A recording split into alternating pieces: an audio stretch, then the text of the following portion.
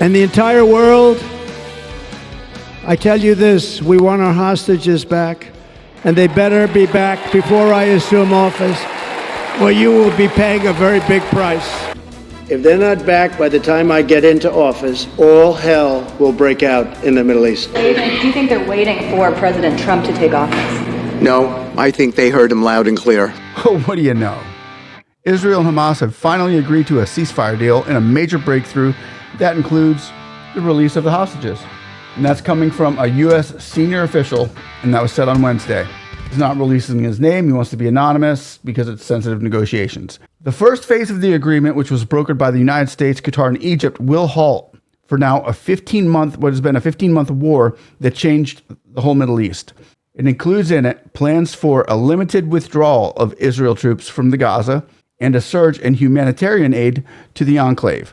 The initial stage is set to include the exchange of 33 Israel hostages in Gaza for Palestinian prisoners from Israeli jails. That's according to U.S. officials. And President Trump has just written on X that we have a deal for the hostages in the Middle East. They will be released shortly.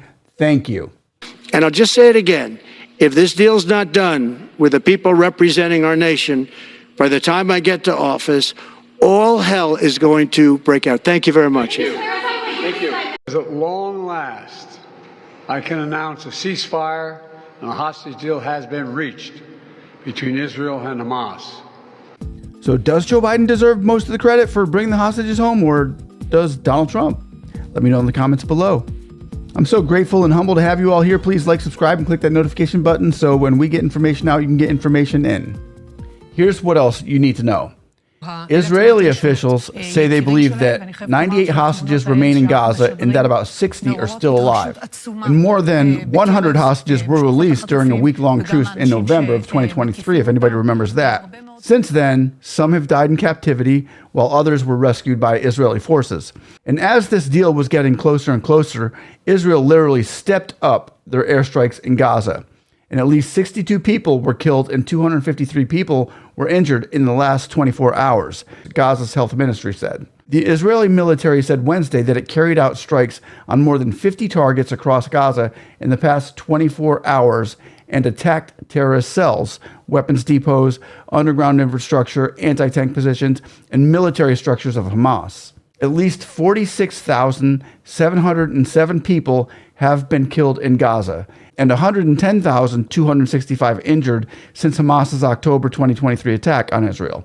That's according as well to the Gaza Health Ministry. And the ministry does not distinguish between civilians and combatants, but says the majority of the dead are women and children. We want our hostages back, and they better be back before I assume office, or you will be paying a very big price.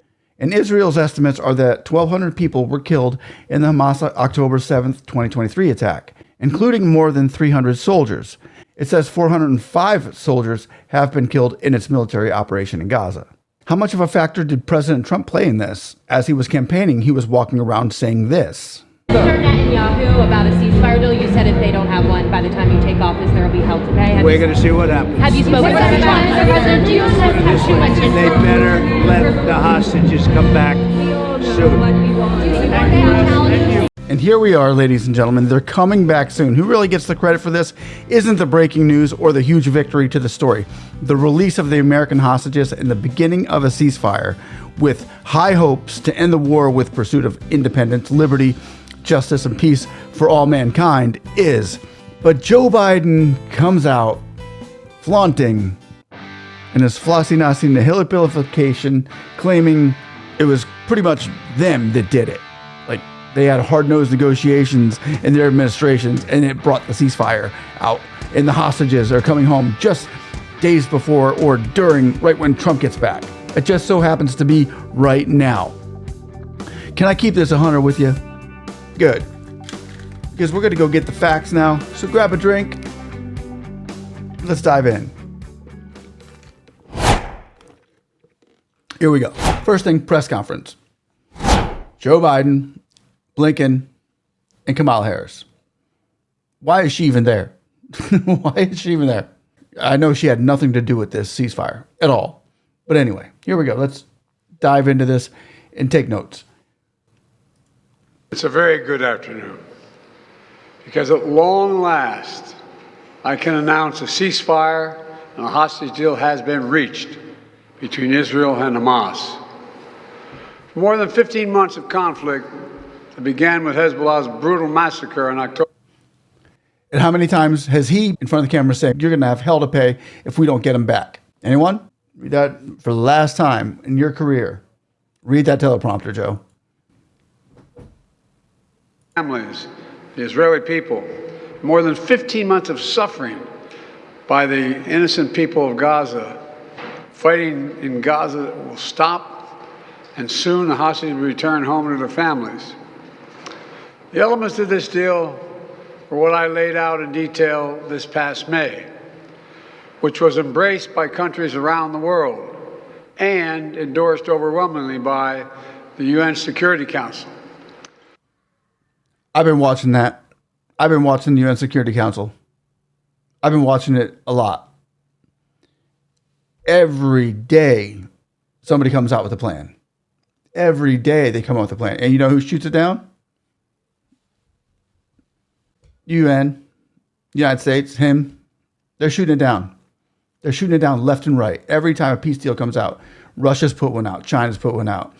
I think Qatar already put one out. I believe Libya they all put one out. Everybody's put out. They put out more than one. And who shoots it down every time? Them, and Netanyahu. The deal is structured in 3 phases. Phase 1 will last 6 weeks. It includes a full and complete ceasefire, withdrawal of Israeli forces from all the populated areas of Gaza, and the release of a number of hostages held by Hamas, including women and elderly and the wounded. And I'm proud to say Americans will be part of that hostage release in phase 1 as well. Trump would have said all the Americans better be a part of that hostage release or else they'll have hell to pay. Why is she there? I keep looking up at the picture and I'm wondering why she is even there. I can't even understand why Biden is there. Because we know in these negotiations, he's not there. He's not talking to nobody. This guy here, Blinken, he goes overseas. He's usually doing other stuff with the embassies and stuff like that, but I doubt he was involved in the UN talks. Maybe he sat down with it, but maybe he deserves to be there. Why is she there, though, is the main thing. Why is she there? Kamala, like she did something. Dude, our hostages are trying to get home, and you're out running an election. You didn't even mention the hostages in her election. I don't remember her ever mentioning the hostages. Do you? The war is because of these two right here. These are the wars right here. These two right here. Weakness, I think. I think they're just weak and ineffective. And then if a strong president comes out, a strong man comes out and says, you better do something or we're going to come get you. And he's so loose, they don't know what he's going to do. He's a loose cannon, Trump.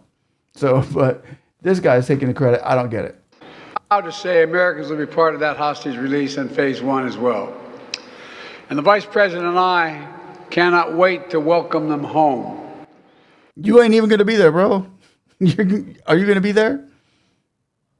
They ain't going to want to see you. They ain't going to want to see you. I'll show you that in a second. I'm going to show you who they want to see. In exchange, Israel released hundreds of Palestinian prisoners. And during phase 1, the Palestinians can also return to their neighborhoods in all the areas of Gaza. And the surge of humanitarian assistance into Gaza will begin. And the innocent people can have a greater access to these vital supplies. You know, during the next 6 weeks, Israel will negotiate the necessary arrangements to get phase 2, which is a permanent end of the war. Let me say it again, a permanent end of the war. There are a number of details to negotiate to move from phase 1 to phase 2, but the plan says if negotiations take longer than 6 weeks, the ceasefire will continue as long as the negotiations continue. So that's kind of where he leaves Trump hanging. You got 6 weeks to end the war because that's what's in the deal. But Trump didn't negotiate that. Okay, ladies and gentlemen, Trump did not negotiate that. Biden negotiated, or Israel is negotiating that. Biden, I don't understand what he did, if he did anything at all. We have hostages asking Trump to get us out. December 2nd, hostages are asking Trump, hurry up, get us out. demanding their government make a deal to bring the hostages home. But this time, there was even more urgency after this. Proof there are still hostages alive in Gaza. Dear President Trump, Speaking under duress in this Hamas video, American-Israeli Idan Alexander urged President-elect Trump to use his power to secure his freedom. His mother, Yael, joined the demonstration to show her son she's doing everything she can to bring him back. People crying out. I didn't see anybody cry out for Joe Biden or Kamala Harris to help them at all. And I didn't see Joe Biden and Kamala giving the hostages faith that he's coming for them like Trump did. Come on. Even Biden and Kamala and Blinken, they all know that they had nothing to do with this, that this was all Donald Trump. I think so. Let me know what you think.